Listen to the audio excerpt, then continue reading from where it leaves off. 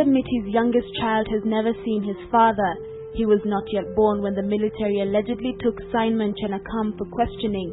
Simon was among the hundreds of men who never returned home after the military operation Okoa Maisha began in Mount Elgon.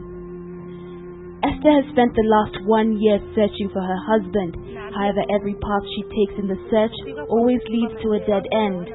With all hope lost, she now assumes her role as a widow, saying she's tired of making excuses for her husband's absence to her 9 children. Kwanza kuna vijana wangu mwingine ananiuliza, mama, na huyo baba alienda wapi? Mbona leo hawani kirungi? Nikaambia pengine waacha vijana wenye hao wakubwa. Tuzanikia hao marungi ndio uone rungi. This is a place dominated by women, not out of choice but out of circumstance. On the onset of military operations, everybody took to their heels. Houses were burnt and properties were destroyed, so everybody had no choice but to run for their lives. The men, the women, and the children. Unfortunately, only the women and children made it back. Most women here have buried their husbands' remains or clothes they wore the day they disappeared.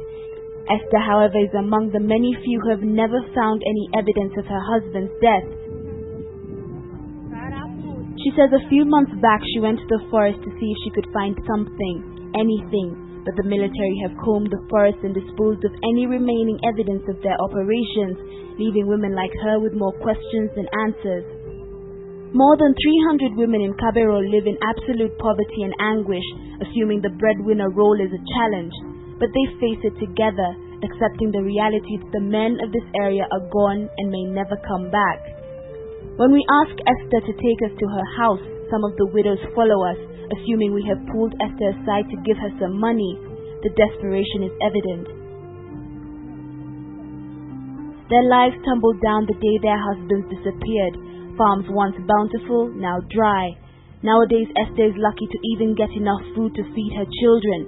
Relatives and friends have disowned her. Sisi hatukuwa wakwasa utua wajane, hata kutukana kwetu. Yani sasa kama sasa shemeji yako kama iko, wanaweza kukutukana mambo yenye uwezo kubeba, lakini ukaambia tu Mungu, usipokuwa na mimi, sinaweza hata kukufa nikunywe tu simu. No one outside Kabero wants anything to do with her or her children. Being the wife of a suspected militiaman is not a tag welcome in this area, so she and her fellow widows keep to themselves. They have even cut off ties with SLDF members who managed to escape the military operation, friends of their husbands. Waliwaachia familia yenye hata ukiona ni Mungu tu peke yake.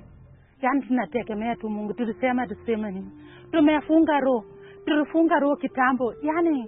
But among the widows of Kabero, Esther has it easy compared to many who literally have no roof over their heads.